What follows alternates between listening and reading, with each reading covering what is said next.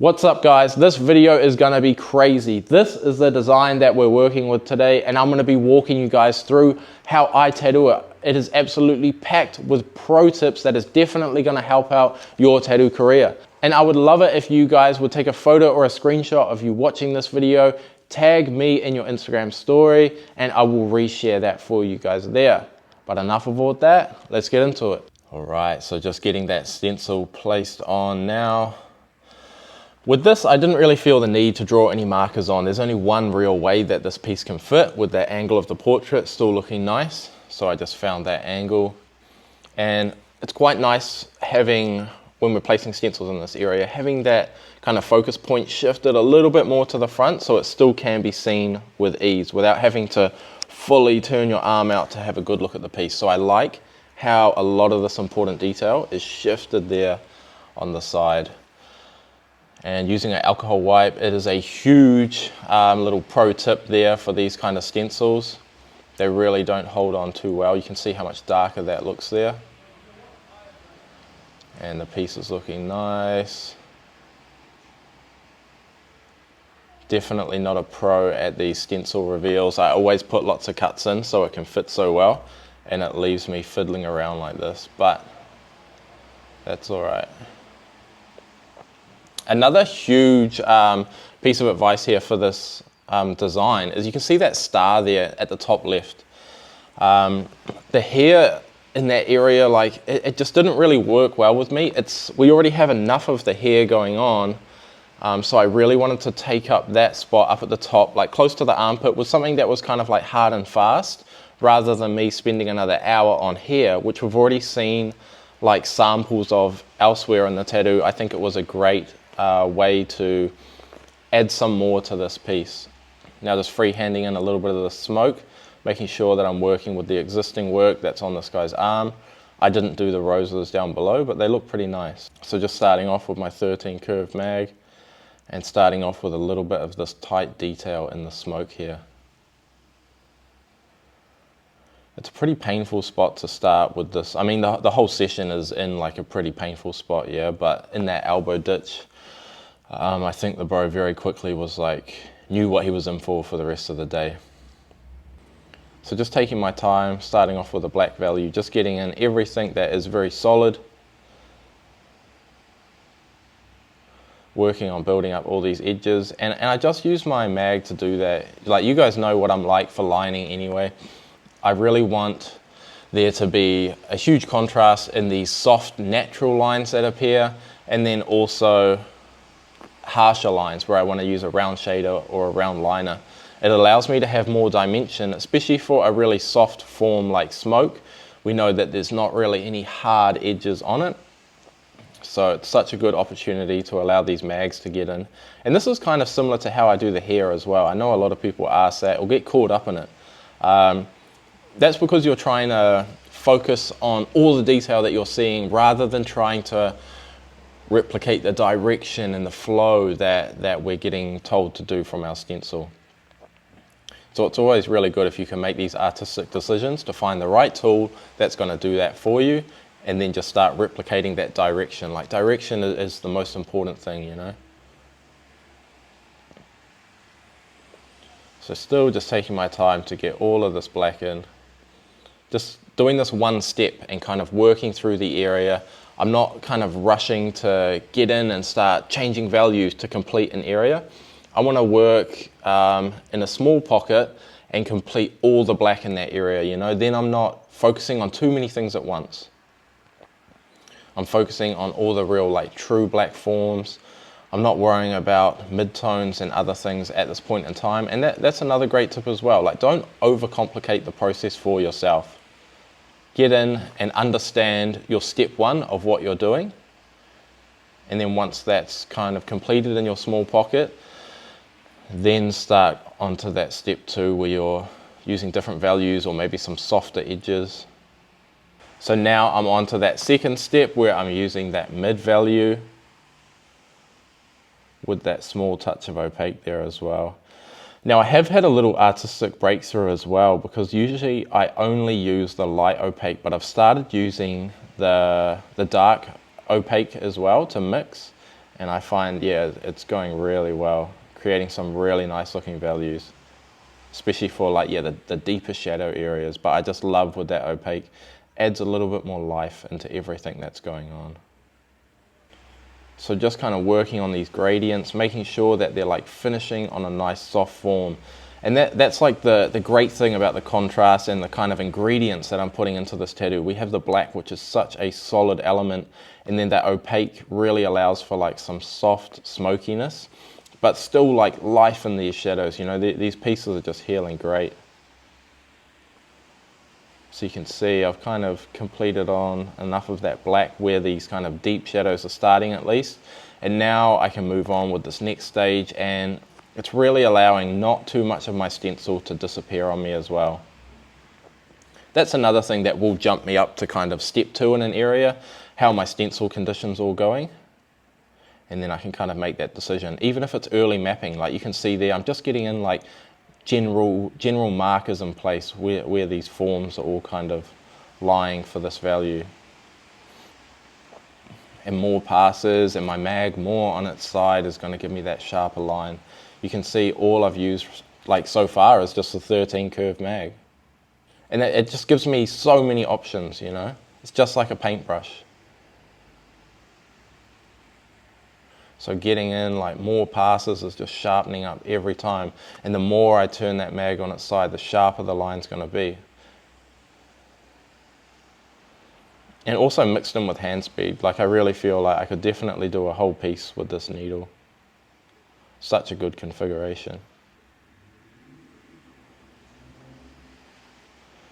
And you can see I'm in no real rush as well. You know, it's so important for all elements just to take your time with everything that you're doing. I remember when I first started out, my tattoo sessions would have been like 10, 12 hours, you know. I was always focused on the product, not the amount of time that it took to get there, to get to that finish line. And that still hasn't changed for myself. The only thing is experience and more time tattooing has just made me faster and easier to get there. So now I'm able to finish within like 6 hours of tattooing. And that's all the pieces. Like if you look at my Instagram, all of these pieces are generally like one session. Here in New Zealand, it's definitely, there's a bit of pressure there to get things done with a good pace, you know. People don't really want to be spending a lot of time here or a lot of time on one piece, you know.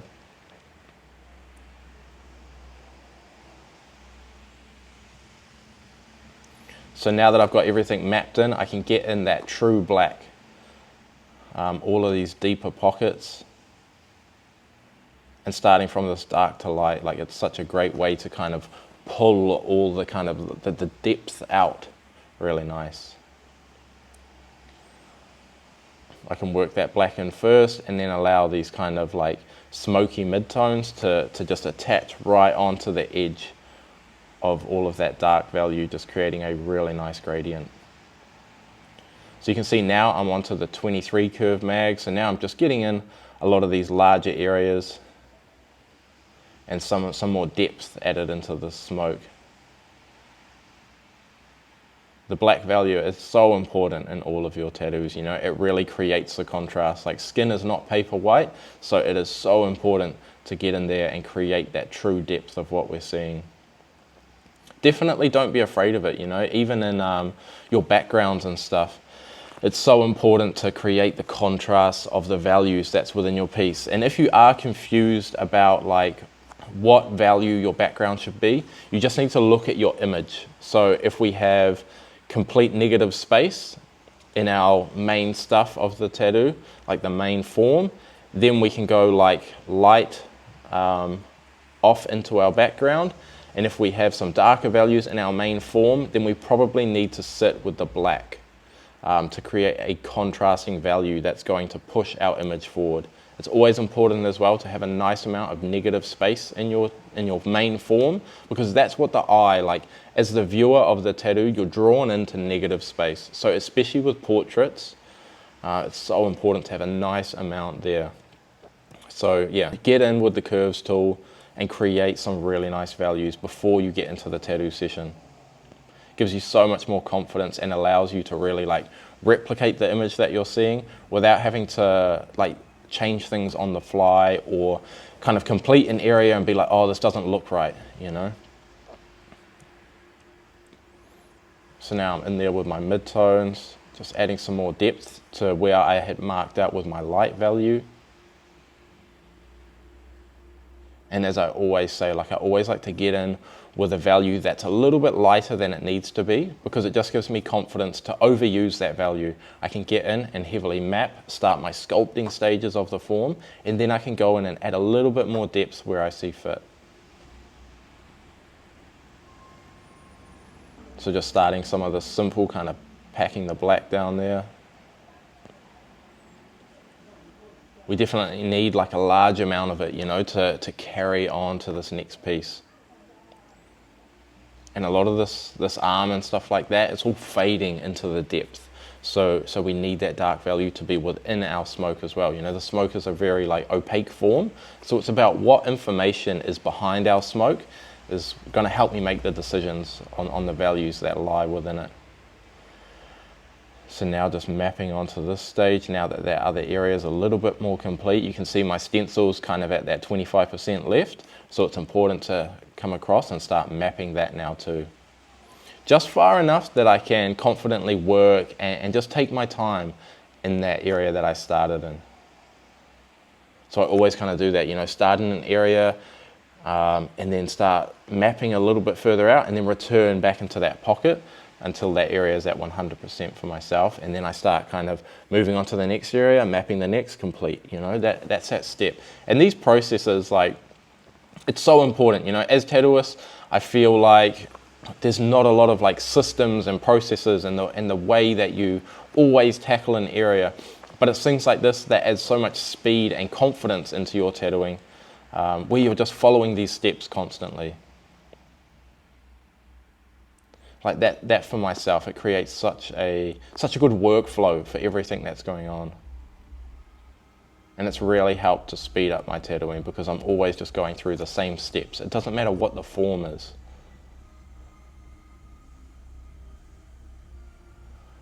So just going through and getting in a little bit more of this kind of form and structure to the piece here. And you can see with the smoke, again, I'm only staying within the 13 and the 23 curve mag. Just such nice, soft needles. Especially for this form, you know, when you start off mapping, things are a little bit blurry because you're using a curved mag. And that's exactly what you want. You want to be pulling out sharpness, not jumping to it straight away and perhaps like overusing that needle or overusing that sharpness. Although there's points where you might like complete the whole area and you might decide, I want to make these few sections a little bit sharper, then you can go back through and make those decisions. And starting off with that lighter value, it's so crucial. It really leaves room for you to make these artistic decisions, to see the other like pieces of smoke that are on that deeper plane and decide to pull them out with the exact value that you want, you know. How in-depth like do you want the smoke to be? So you can see I'm kind of getting that channel there of the clothing that's coming through behind the smoke and putting in a darker value as it goes behind the smoke there. Just finishing off a little bit of that bottom section before we start moving up a bit more. I definitely know that there will be no real returning to this area. Like by the time I get to the top of the tattoo, if I jump back down here, it's going to be pretty painful for the bro. We do actually end up using some Bactine as well later on in this session. So for those of you who don't know, Bactine is a really good lidocaine kind of numbing product. But you'll see later on there are also some risks, and it kind of happens in this piece as well. But we'll talk more on that when we get up to that area. So you can see, just like I was talking about with our background value decision, here I have on the right side of this hand a lot of negative space. So I don't need a black or any extremely dark value to help this like pop off. You want about like 30% darker is how I usually do it for my background values. So this being negative space, a light value is perfect here. And I just want this for now to just fade off into nothing. So these light values, especially with that small hit of opaque, it is a great value for that. So this guy has some lettering that's running down his arm. So I need to leave a little bit of room to join everything together, and I think we're going to pop in some filigree. So using this light value and pushing that off in that direction, it's not going to risk any of our future sessions. I don't need to plan ahead and map out this whole arm for this client. Now getting in a bit of that light value, helping to build up this gradient and transition onto the hand, and a little bit darker as we go down. You can see now using that black value and just being pretty light here as well. You can see like I'm not pushing my needle in so much. This is just brushing, creating a little bit of that dark value and allowing it to be soft enough that there's still room in the skin for my light or mid-tone to step into that gradient. And when I am working against a hard edge with my mag, I do turn my mag on its side. So I have a hard edge and it's creating a natural gradient for myself on how deep these needles are in the skin. Obviously, if I turn my mag this way, there's going to be a lot less depth. So I'm naturally going to have a dark to light gradient in what I'm doing. And just pushing this out, you can see here with my mag, it's only the backstroke where I'm touching the skin, which is a much softer technique to fade things out. There's no real stop or start in this gradient this way. Again, for this kind of negative space that actually steps into the hand a little bit, just like mapping this all in with my 23 curve mag and allowing this form to slowly build up. Like it's quite soft, so I don't want to get in with a liner and map all of this out. Starting off, creating the form and all of these smooth little areas in the skin here. I'm just using kind of a dirty mid-tone here. I don't want to rush straight into my black. I actually noticed in my reference that the black value had been overused and the shadows were kind of stretched out in the area.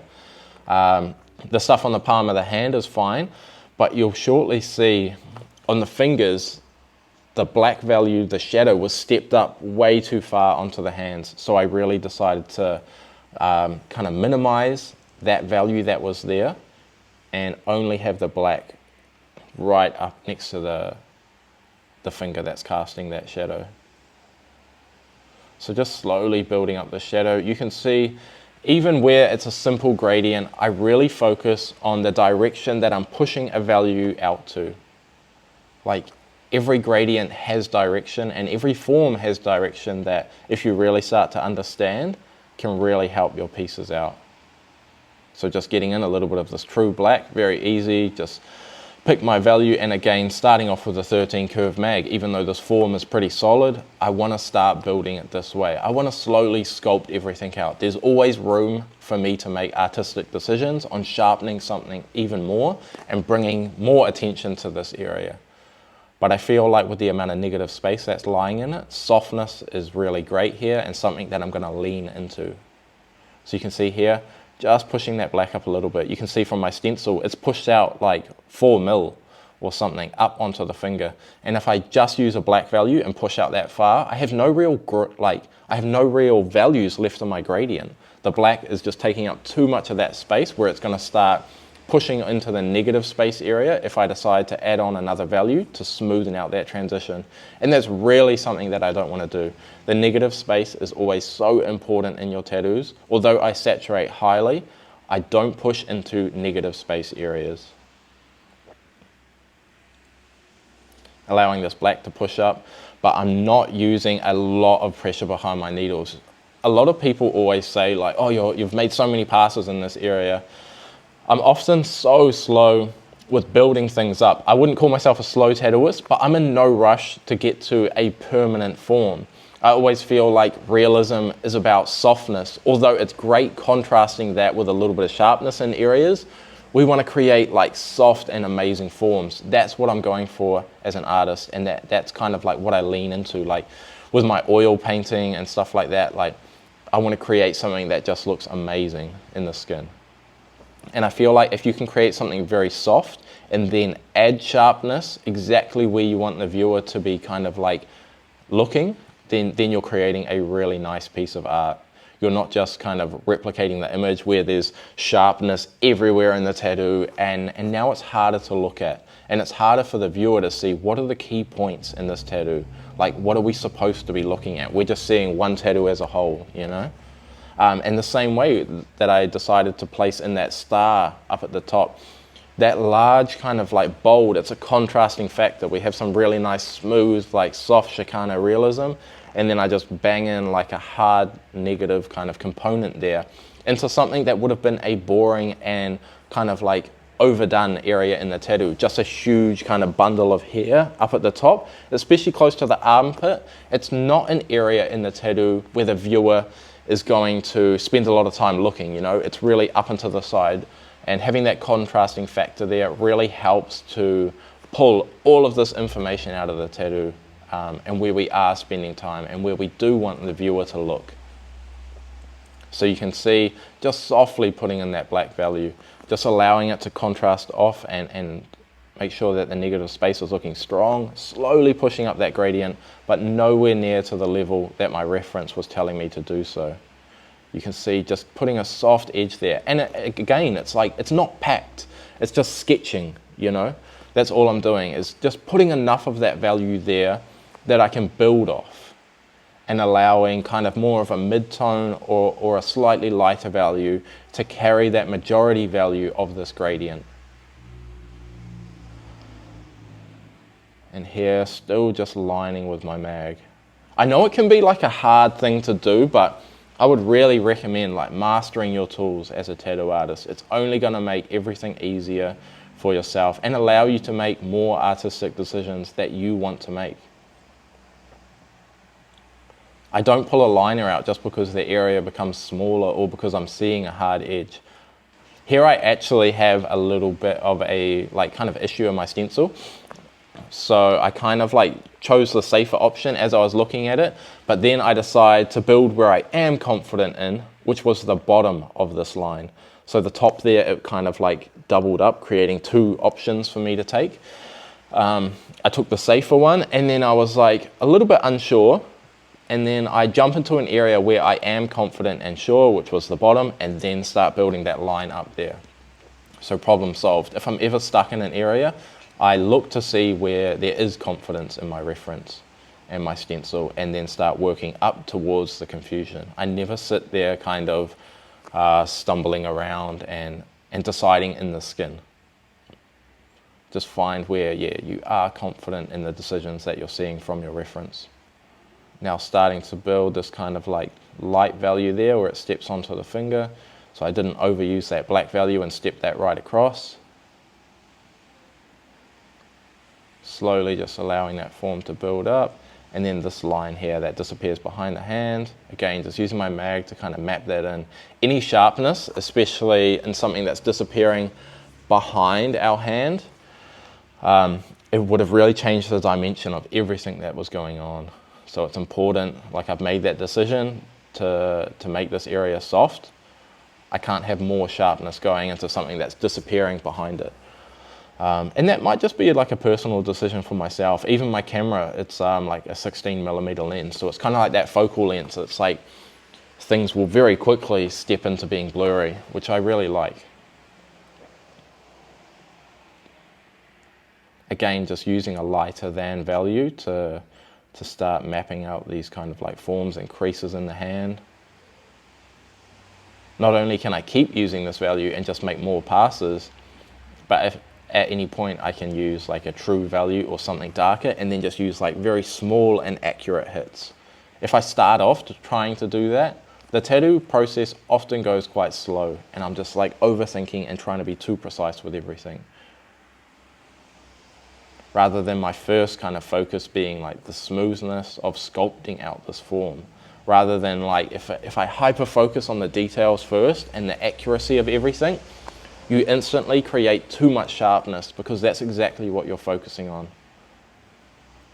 And I used to be like a very like sharp tattooist, like 5-round liner all day long. Like I had no problem sitting there doing that. But my pieces, especially when it came to black and gray, yeah, they were just like over sharp. With color, it's a lot more forgiving, because like color being like a much thicker ink, it naturally wants to be really smooth. So now that I've created a lot of that form, I can focus on my next step and see what I need to do in this area to make that happen. And that's kind of creating this black, making sure there's like a really solid area where all of these gradients are going to start appearing from, and there's enough like form here made up with my values as well, so I have a nice dark area to pull all of these gradients from.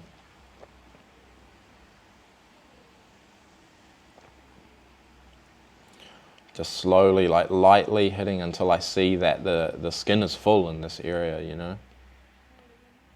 And as long as my passes are really light, it's not really overworking. If I get in and make like a packing decision where I'm like making sure that the needle is like biting with the skin and trying to one pass that area, yeah, there's no real room to come back and work through. But you can see often it's like just a few millimeters of that needle kind of really in the skin and just brushing softly, not with an aggressive hand speed or anything like that. You can see there again, like kind of that backstroke in the skin. Here a 23 curve mag to kind of start creating that form, using a lighter than value so I can really confidently step in and make all of these decisions. What's going to add more depth to this gradient is these more passes. You can see like second pass, third pass, things start to become fuller in the skin, creating that trueness of the value. And there, just like a large pass over the area, because when I look at my reference, I'm not seeing any negative space there. So I need to lightly saturate that. Taking my time around this like negative strip that's coming through, softly appearing in between the hand there. Making sure that I'm focusing on not just one direction though, with the gradients, you know. And here I'm like using my mag on its side to still push that gradient out. I actually like doing that. So if you push a gradient out from dark to light, you would often like have your mag flat and flick up. But sometimes I like that little chop, you know. It's kind of like little like cross-hatching that's slowly going to build up. And with a mag, you don't really see those lines either. So still just working on the depth here. And as an artist, like, I really feel like all of these pieces are up to you. It's all about the decisions that you make on creating this form like your own and allowing your tattoos to look exactly how you want. One of the biggest tips that I have for the members in the Real Tattoo Academy is creating a vision board, you know. It sounds kind of like so simple, but it really gives you direction to follow into the pieces that you want to be creating. I feel like social media, although it's great, like tattooing is just like rocketing up and leveling up so fast. But we need a clear direction on what kind of pieces we're trying to create and what type of artist we're wanting to be. So if you kind of save your favorite like 5 or 6 tattoos, put them all on one piece and then start making notes. Like on tattoo A, I really like the smoothness. And then find like, do all of these tattoos have common factors? Okay, you know that really appeals to yourself. So let's write that down and let's start working towards trying to tattoo more like that.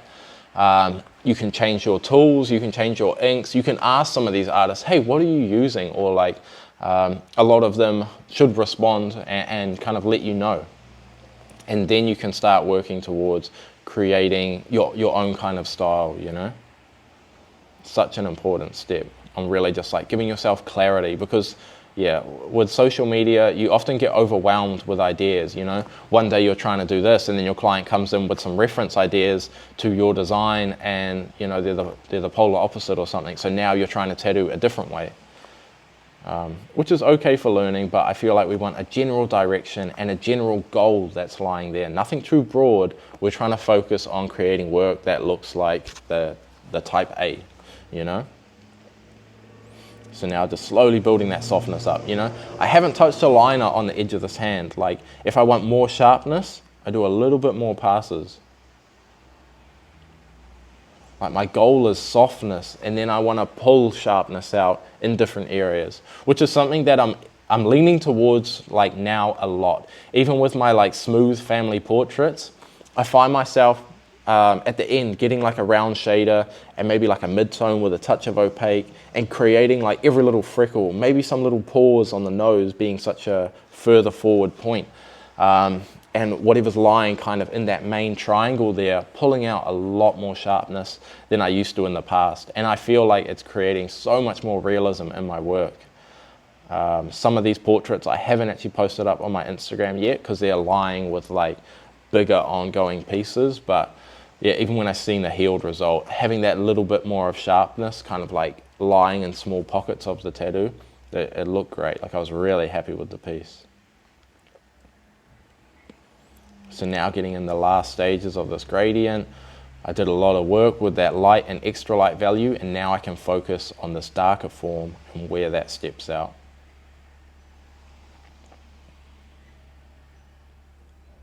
Just more passes, making sure that I'm like filling that skin up, you know?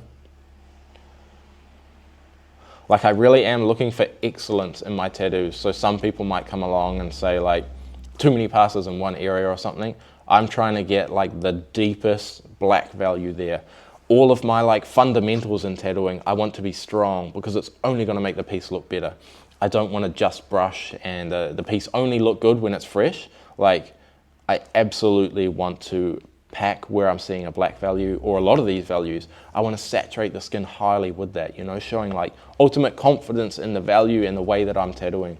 I want to like fill that skin up to where it's like it can't take one or two more passes is like really where I'm at with tattooing right now.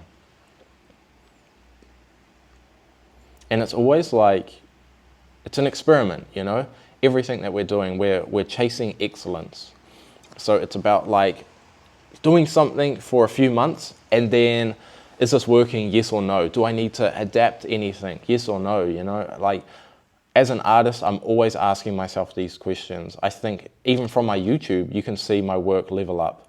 And I'm far from over, like, you know, that's always my pursuit is really chasing excellence in all of these pieces. And I'm using the Fold Pro here as well, the Fold Pro 2, sorry. As soon as I got that new machine, I started using it. You know, that's the machine that I reviewed recently. If you haven't, check out that video. But like truly, I think this is a great tattoo machine. I was using like the Bishop rotary beforehand, the Bishop shader. I love the machine on everything it was doing, but there was a lot of redness in the tattoo, which like this machine you'll notice there is like little to no redness, which I think is amazing, you know. The reality is like we often only take the photos of our fresh pieces, and if they're looking worse because of that, then our portfolio is basically going to look 20% worse. I think that this machine like puts in everything a lot faster. Yeah, it really is like a good machine. Like I instantly jumped to this being my main machine, and I made sure like the next few days after I had it, I set up my Bishop machine every day because I didn't want to only use the machine because it was set up and my other one wasn't, and I didn't want to waste any time for my client. Like no, I had both of my machines set up and the other one, it didn't get turned on, you know. Yeah, truly such a good machine.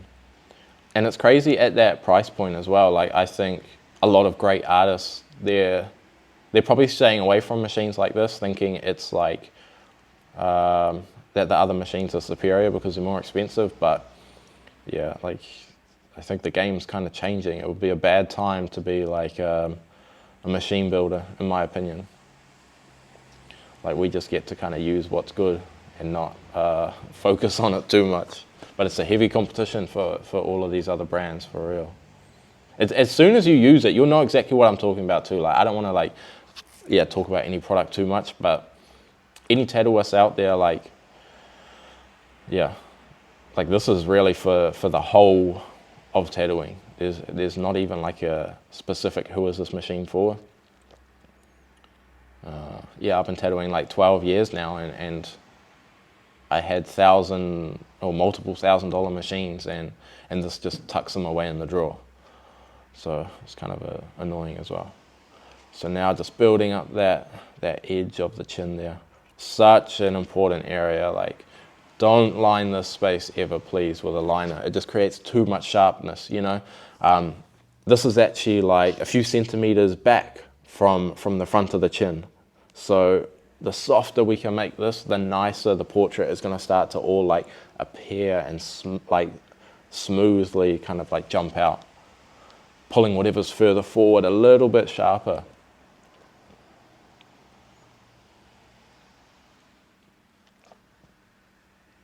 So just pushing all of that black into this area, slowly like building up the sharpness on the edge of this form and packing in kind of that in between as well. And that's all done at the same time as well. So that's another good thing about using these mags. I'm not like lining point A, lining point B, and then packing the in between. I can kind of do all of that at once. The same here, like I'm mapping in the side of the neck. I'm using my 13 curve mag, but I'm also getting in like a healthy amount packed at that same time. So that's probably a step that helps me speed up a little bit more than other artists as well. Just going through and packing that in. Just working on a nice like slow pack there, but also focusing on this edge at the same time. And then a little bit softer on the skin where I'm seeing a gradient, where I'm seeing less of a hard edge and more of that shadow just pull across the chest there.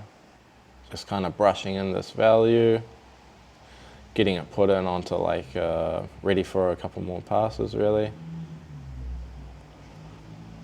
And now that I have, like being right-handed, I want to work up and right a little bit, you know. I want to kind of be like pushing, completing from like the bottom right and across. So I've finished up that hand. Now let's map in a little bit of the smoke. But you'll see I'm not deciding to finish the smoke that's lying in this area. This is because I have much bigger priorities left to be tattooed. I have this whole portrait to go. So even though the smoke is kind of next in line, I need to prioritize my good hours of tattooing, where I'm really effective in the skin and creating a really nice product. There's no point me spending my next few hours on the smoke and then feeling any time pressure or my client being in a lot of pain while I'm doing the portrait. Let's get that high priority stuff done next, and then I can go back into kind of like my minor aspects.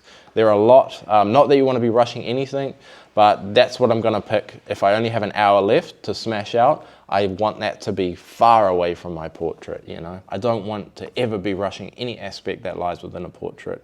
And things like that will push me more to being like, oh, we'll finish this up next time, rather than there just being a little bit of smoke or background left, which I'm always happy to just kind of like complete 23 mag, kind of smash it out a little bit. So again, just building up all of these forms. You can see now that I'm onto the face, I'm using a lighter than value and slowly mapping all of this information in. I'm not in a rush to make any permanent decisions. And this side of the face is a little bit blurrier as well, being a little bit further back from our main angle that we're seeing there. So just slowly mapping all of this in and getting a little bit of this hair completed as well. Just because it's lying within that pocket that is going to get like annihilated if I start focusing on the portrait, my stencil will be gone here. So I kind of have no choice. And while I'm there, kind of completing that in-between area where that background gradient is stepping out, it's a little bit darker where we're closer to the portrait, and then slowly pushing out. You can see with my mag there, it was like heavily on that backstroke again. So smooth, you know, your needles don't drive into the cartridge that way. They're like freely allowed to flex out a little bit if they need to. And as long as your hand speed is kind of matching where your volts are at, the product is great and very smooth. So now here we go again, like using a lighter than value to map all of this in. A lot of this is actually like extra dark or even black values. But if I use like a mid-tone or a light value, I can push out that gradient like confidently, kind of backwards. I can map all of my form in with this value that I can be so confident in, because this value belongs everywhere, and the black can step over it. But if I start off with a dark, like a black, and I overuse that value even slightly, I now need to push my gradient out even more, or my shadows, the contrast just looks too high where I don't have enough mid or light values. Kind of working this way really allows me so much accuracy in my gradients that I'm creating. Now just working on the edge of that finger there as well, focusing on some of these values that are stepping off from that. Getting in with kind of like an extra dark there. So kind of building my gradients up a little bit backwards, you know, but there is still room for the extra light. So I don't jump into that too early. I do find it can get a little bit like contaminated as well. I think more so because of the opaque that's lying in there. I even seen some artist the other day, he was like a color artist, and he was like, things don't get contaminated. But man, for myself, like, I do need to be a little bit careful. Although I don't always work dark to light, I'm super careful if I like do a color portrait and there's super light values lying there and I've just used black. I'll like dab that carefully and then get a new paper towel, you know, because if I wipe like black over yellows, I think absolutely you'll see like tints of green, you know. But it's been so nice focusing on my black and gray tattooing, truly. When I started tattooing, I naturally found color really easy, and I just leaned into that, kind of avoiding my weaknesses. But like I quickly realized, like, man, like my color work is like here, and I hadn't been tattooing for long too, so it was kind of like an ego thing. Like I could have kept just doing color, but you'll probably know artists like this as well. Their color work looks pretty good, but they're actually missing, and they're not understanding the fundamentals of tattooing, but they just keep focusing on their color work because they don't want to step down or show their weaknesses, you know. So their black and gray might not look as good, because for good black and gray, you need to have really strong fundamentals and understanding of everything that's within tattooing. You can't hide anything, you know. If your hand speed is off, or if you can't do a nice gradient, it's going to show. Absolutely, there's no way to hide that. Color naturally wants to be a lot smoother, so it's simple. If you can read your reference well, that's all you need to do, is copy your reference. With black and gray, like, you got to have that techniques down, you know. So I had to make the decision to like step back and understand everything and like face everything front on, you know, and just improve my black and gray tattooing. And now I think it's at like such a good point. I think like with my like family portraits and stuff like that, man, I feel like they're pretty unmatched in the country, you know. There's some others who are sick as well here in New Zealand. We got some like amazing artists, but I reckon I'll be like that top 3, top 5 for sure.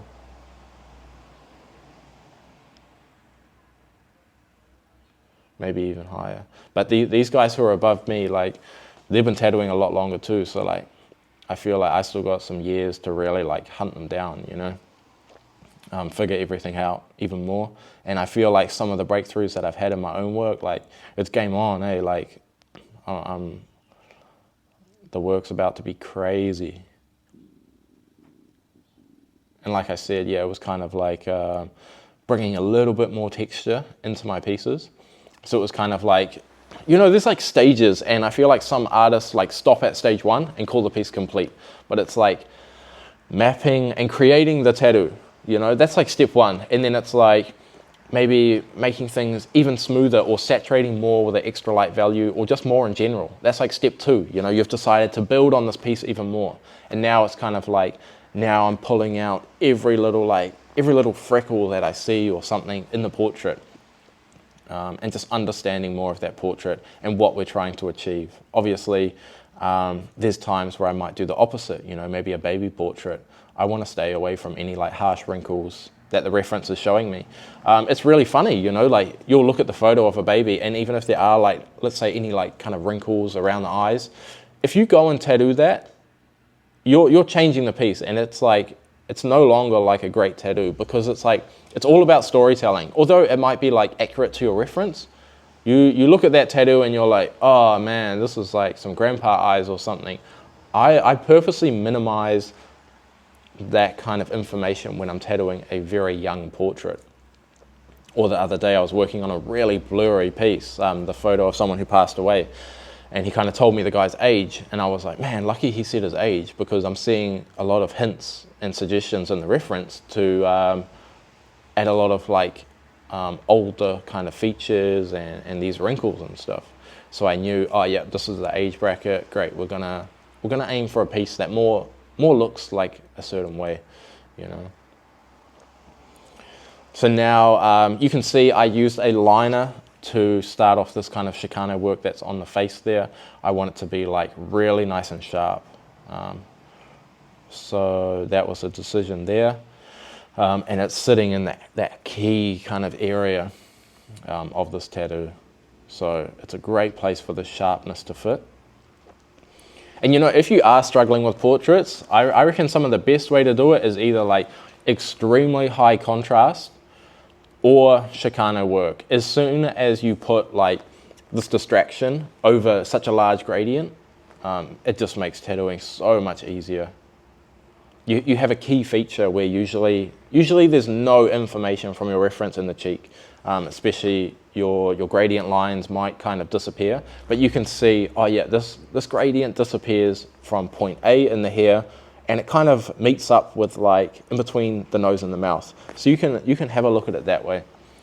And if you want more confidence in freehanding any areas of your tattooing, or not stressing when a reference or the stencil disappears, then you just got to get back into painting, you know, or got to start painting, sorry.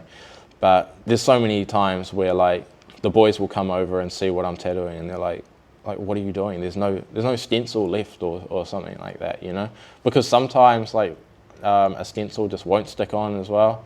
But I've definitely got the confidence and like ability there to risk-free just keep working from what I do have, you know. So now just mapping in the nostril there, again I'm using a value that's lighter than I need in the area. I don't want to start with that black value because I really feel like all the time I see nostrils that are done like with a liner or a round shader. I don't want to see too much sharpness in my shadows as well. So starting off with a lighter than value, the area is risk-free, you know. If you can take away anything from my videos, really just try that out, you know. Especially with your gradients. Just start off with a value that you can't make a mistake with. It belongs everywhere in the piece. And then bring in more accuracy, you know. I really feel like that is the true artistic way to create a piece. Slowly sculpting everything up. Looks like the bro's moving around a little bit there, eh? It was actually real tough though. I feel like a lot of people would have been keen as to tap out. Like I said, we did jump into some back team, but that was kind of me that said, like, as we're going really high up, I was like, yeah, I feel a bit sorry for this guy, let me help him out. So especially this side of the eye, I want to keep everything really soft. I'm just allowing my needles to just scratch the skin there to start this sculpting stage and level of sharpness, you know. If I create something that's way too sharp or way too dark there, it kind of like changes the dimension of the piece. It will lift the nose out so much there, which I really want to stay away from. Like let's create a little bit of an edge on that form, and then let's build up saturation around it and allow that level of saturation to be the contrast that shows the dimension, rather than trying to like outline something and call it a nose. Let's put depth behind it, you know, allow this shadow side to at least be truly saturated. And that's going to show like the trueness and the perfection on this light side of the portrait. And it's always the light side that is so fast to tattoo. You know, you're going to spend a lot more time in your shadows because you have like 100% saturation, and you're building up so much more depth on the shadow side. It does all of the work for where all of your negative space is lying, you know, and creating the dimension of this piece. Just slowly building everything up. Bit of a mix there between the 13 curve mag and a 9 as well. Just slowly pushing this gradient up. Like if I see saturation, I want to achieve it to that level that I'm seeing.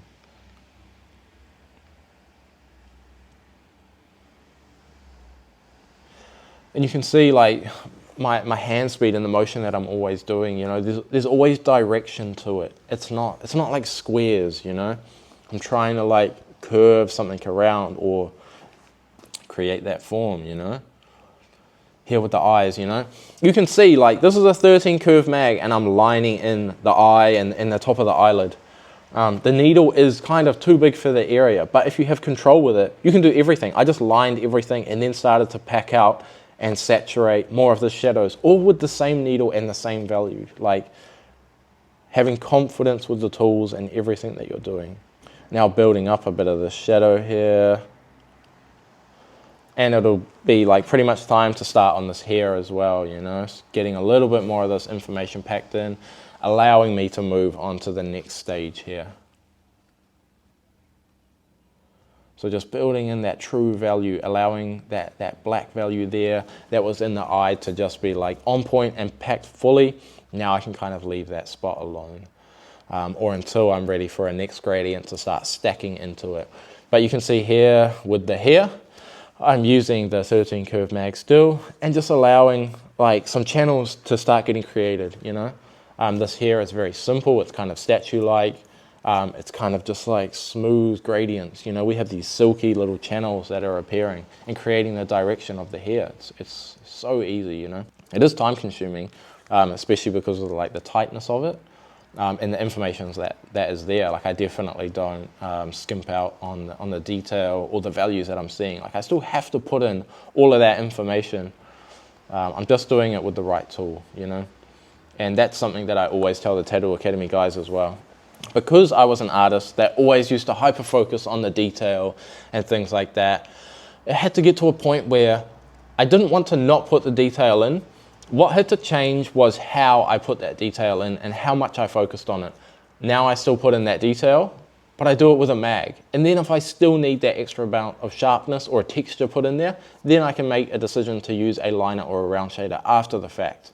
But always in my sculpting stage, like it has to be with a mag, you know. Maybe I'll get to a point where I'm really good enough to not do that step, but I feel like it's a good thing. It helps my tattooing. It just gives me confidence to stay like in the skin, to stay tattooing. Maybe I'm using a lighter value or I'm doing something softer than I need to be, but I am like constantly tattooing. It's the same as painting. The goal is just to keep putting paint on the canvas, you know, solve all of these problems as they come up. Correct the value, correct the gradient, but your goal is to cover the space, you know. And if you overthink anything past that, you're battling in your head. It's kind of like you're thinking about the what ifs. But if you're actively painting or you're actively tattooing, you're doing it, you know. You're not, oh, like let me look at this, let me like overthink this. Like sure, it's kind of like you want to have accuracy in what you're doing, but that's experience, you know. Being able to identify the value and just quickly like do it and return back to the skin. Like that is like great tattooing. That's confidence and creating a really good product. So now just working on the level of saturation that's lying on this side of the face, completing the next stages of my gradients. Now that I've completed a little bit more of that hair there, or enough to allow me to kind of perfect this area without risking that stencil. And using my larger mag to achieve this, you know. The larger the needle that we have, the softer everything is going to be. Just because there's more resistance on the skin, allowing or making sure that none of these needles are diving too much like deeper than they need to or anything like that. We've got a nice level of resistance with a 23 curve mag, and everything is super soft. You know, the larger mag you use, the smoother everything is naturally going to be. And you pair that with like, I don't know, the confidence, the hand movement and the understanding of what's happening in the skin. Yeah, you're creating a really nice smooth product.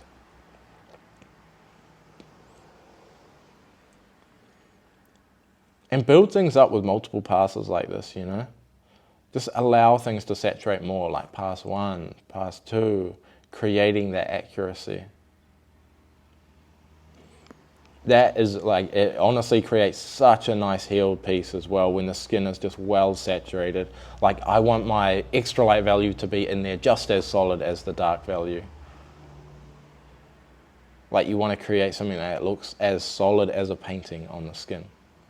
Just working on the edges there as well, kind of like building up the softness there. That wasn't like a hard line at all. If anything, I was like blurring it ultimately with that value that's lying on the side of there, sharpening up this finger, being a point that is pretty far forward. And you could see I was just singling out one needle of the 13 curve mag there as well, just to kind of etch that extra fine line that's there. And even using a 3-round liner, I wouldn't be able to create a line that is so soft and so thin.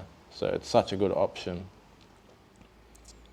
Finishing up this level of saturation in the hand there, and then right at the end there, adding that dark value or the black in super accurately. If I jumped in and did that value first, I'm almost wanting myself to overuse that value and step it into areas where it doesn't belong, because that's the value that's in my cartridge. I want to find an excuse, whatever's in my cartridge, like where does it belong, and start using it. And that's kind of it as well. Like when there is a value in my cartridge, sometimes I do jump around a little bit, because it's like, okay, this is happening. Where does this step belong, you know? Now back into the hair. Still using that mag to kind of create this direction. And in no rush to kind of create these forms either, you know? Like everything I'm doing in the skin, it's like, it's all pretty soft a lot of the time. Creating that shadow where the face is kind of pulling this hair and that depth out from. Just slowly building all of this up. Because it's like, it is a very heavy shadow in that area, so we do want a black value, but we want to make sure we're still respecting the form that's going on. So we need that gradient to still pull in the direction of all of the hair. You can see everything's looking pretty nice now. Getting in and start mapping in this other side of the face and this eye. And again, being a cherub, you can see even where I use that value, I didn't push it out or make it as dark as that information needed to be. You know, this is still like kind of like a young face portrait. So there's times, especially around the eyes, where I need to add more youth to the area rather than like hyper focusing on the detail that I'm getting given from my reference. There's always room to improve the reference and everything that you're working with. That's such a huge thing as well. Like, are you the type of artist who kind of like takes your reference and thinks, okay, great, we're copying this 100% today, and the tattoo's done when we've like completed our reference, you know? Or are you the one who's going to look at your reference, sit down and see like, is this a strong or a weak image? What aspects do we need to change? There's been times where I've made a tattoo up from like 8 different like photos of things, you know, and then still get into freehand things. Make sure all of your curves are good, your light source, everything is good, you know. It's the same as photography. Like the more I get into it and I feel like, man, I'd love to buy a new camera, but I really feel like nothing is to do with the camera. It's all to do with like your lighting, your camera angles, your understanding of everything, maybe even your editing process. Like a great photographer could kind of take a bad photo and make it into something amazing with editing. Like I look at people's videos and I'm just like, wow, like this just looks amazing, you know? And if someone were to just film this with their phone or not edit it in any way, you know, it would just look flat. The same with like adding sound design, you know. How can we bring that level of like emotion and feeling and storytelling into a flat piece? Like that's what we're trying to achieve, something great, like a story that's being told when someone looks at it. Like I think I achieved that with my latest painting and hopefully my paintings to come as well. Like, yeah, we need like curiosity when people look at things and like understanding, like you've told that story well with everything that you've done. You know, your level of values, your level of sharpness, your effects that you decide to place into your designs, like all of that is like the storytelling of a good piece, you know, and what's going to work with different things. Like if you were to have like random lightning bolts appearing in something that doesn't need it, like an animal portrait, it's going to change the dynamic of how someone's kind of going to like perceive this piece, you know. So now completing that gradient down onto the chin there as well. Like starting from a very confident spot, you know, this true black area, I had already mapped out this line a little bit with that kind of mid-tone, and now inserting the confidence of that dark value there as well. Again here, creating this form with a lighter than it needs to be value. And I always like to work very upright to my piece. And for this one, I couldn't, and the portrait was skewed so much, it kind of like threw my perspective off a little bit. Like I am the type of artist who, yeah, I want to be upright. Some of the boys, they can like tattoo a portrait upside down. like, yeah, me, I can't really do that, or I don't really want to, you know. I always end up like standing sideways, like doing something crazy, or like if I do someone's back, I can't just like work on the piece sideways like this. I'll be like leant over like this, you know, and by the end of the day, my back is ruined there. Maybe that's something I need to work on for myself. Or just stop tattooing these crazy pieces. Like, that's honestly crossed my mind as well. But with tattooing, like, you kind of end up like, and if you're like a good person, you know, you want people to come in and get their like dream tattoo and have it done amazingly. I don't allow placement to play any part in that, you know. I try and always keep my clients like very happy. Now just like a very slow and smooth hand speed. And the machine settings are 7.5 volts. That's like my go-to, I love it. I am thinking about dropping it down about 0.2 volts, maybe like 7.2, 7.3. And this is a 3.6 millimeter stroke. So yeah, still great in that realism range. I got a best mate as well. He's like using, I think he's on like 4.2 millimeter stroke, and he goes like real low volt. So his work is super smooth and just heals great. So this machine is here for like adapting to however you want to work as well, you know. Just building up all of these gradients nice and softly. Like I said before, like allowing room in the skin for more passes and to achieve this level of saturation. Especially as we're getting to the edges of the portrait, we need our dimension and everything to be perfect. Otherwise it's going to look like a cutout, like pancake or something. If there's no accurate values, like showing this depth and showing the curves of everything that's going on, all of that minor information in your reference is so important on creating a good gradient, especially down like on the lower cheek there. We have so much information. There's like a kind of like a bounce shadow or a bounce light at the bottom of the chin there, and the curves that lead into the mouth, and then that overall gradient down from the ear. Like, it's a very complicated area, so like definitely respect it when you are tattooing. Just working in that kind of extra light value now, and that light value, allowing that to be the next like piece of the puzzle that's kind of like dropping in. And you can see again, there's direction with my mag and everything that I'm doing. Like everything is intentional. And as I'm getting into like more of a negative space area, maybe being a little bit shallower with my needles and that value, so that there's room for an extra light to step in there and kind of complete more of that for us. Just packing in that value into what was our kind of like mid-tone there. So as I do that, as I saturate into the skin more, not only does it puzzle that gradient more, making it more complete, but it also slightly like darkens up where I was passing, because it's like adding more saturation into the skin. Just like opacity, you know, the more we fill the skin, the more solid everything appears, and all of these values become so true. I would say like the thing that can be scary about saturating more is approaching your negative space areas more, and things that look so simple. For example, the forehead. If you leave it so blank, but you've highly saturated all of the rest of your portrait, it just stands out and it does not look right. Your decision to saturate more, it needs to be throughout the whole piece. You can see the hand, highly saturated, the smoke, highly saturated. So I need to keep that same understanding and fundamental rule there, kind of throughout this whole piece, so it all looks like cohesive, you know? And now, like my final step, you can see this is like a dark mid-tone with a small hit of opaque there, and it's just coming through. It doesn't need a lot of work to saturate into the skin because my level of saturation is already built up. It's just this very accurate hit that lies like exactly where that value needs to be. When I'm placing in that value, I'm not focusing on anything else. I'm not focusing on a sculpting because that was done with extra light. I'm not really focusing on saturation because that was done with a light or a mid-tone.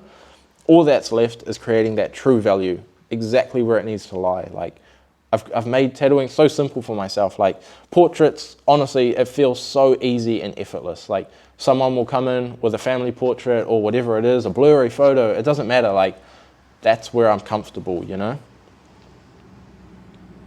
it really feels like so effortless for myself now. But that's just like kind of like rules and steps and understanding, and I guess, yeah, the confidence. Like now I've been tattooing for over 12 years, so I know a lot of artists, especially in the Real Tattoo Academy that I work with, they're like, man, like I really want that confidence that you have with finding something effortless, you know? But that, I feel like it just comes from like repetition, you know? Also, I think there's a point where like a little bit of being like a bit delusional is like good. It's like healthy, you know? That's like an artist. I would say our great painters in history, I wouldn't say that they're the most mentally on point people, you know? I do feel like there was a lot of like delusional and direction. Like all they're doing is like, they're just following their steps of their process, and that's what makes their art look a certain way, you know? So definitely like give yourself that confidence. I think that's a very important step. Like if you don't believe in what you're doing, the door's open for a lot of kind of like negative stuff to creep in, you know? So try and create that for yourself as well. It will probably come from like reading some good books, to be honest, you know? That's where my mental game like comes from. And I feel like if my mental stuff is like off in any way, I'll like read a couple of books and then it's like bang, that fire's like back there, you know? Like I don't know if it's fire, inspiration, or like delusion, you know? I guess it's like a healthy mix of all of it. Like just getting lost in the process of everything that's going on. It's kind of like when you finish tattooing and you're like, whoa, like I didn't even really remember doing this, you know? Like the whole day is just gone, and now there's a sick piece there.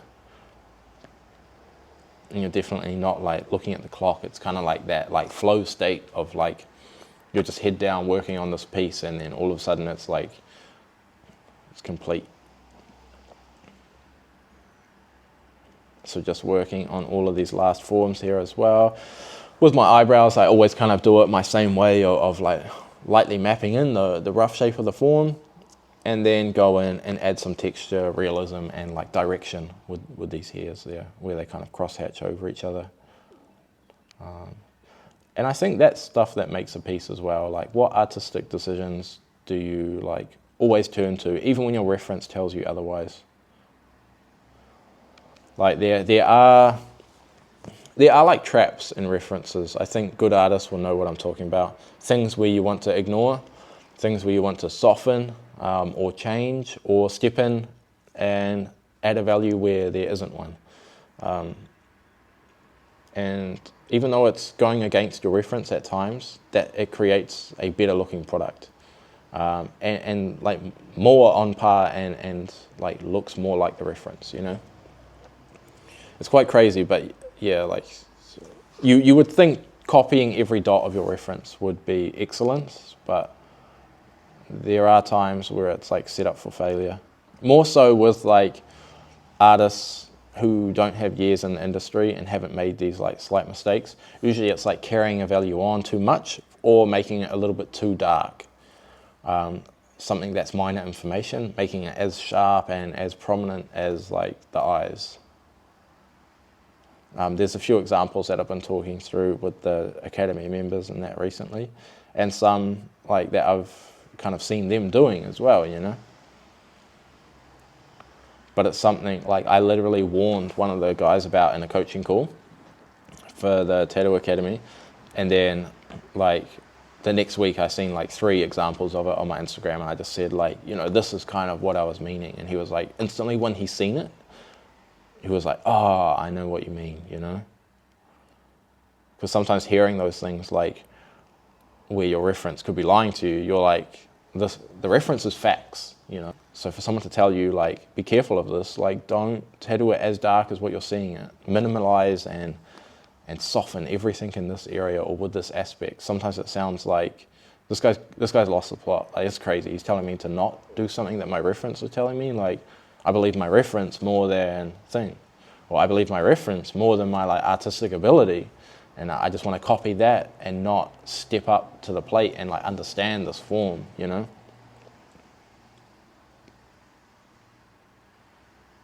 yeah, there's definitely a lot to learn. Like, I guess that's the best thing about being an artist is like your journey, it doesn't have a finish line.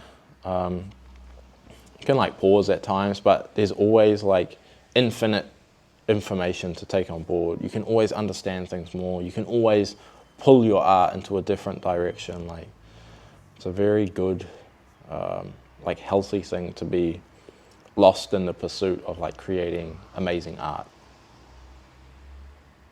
So we're all pretty privileged, you know, to be like walking that journey.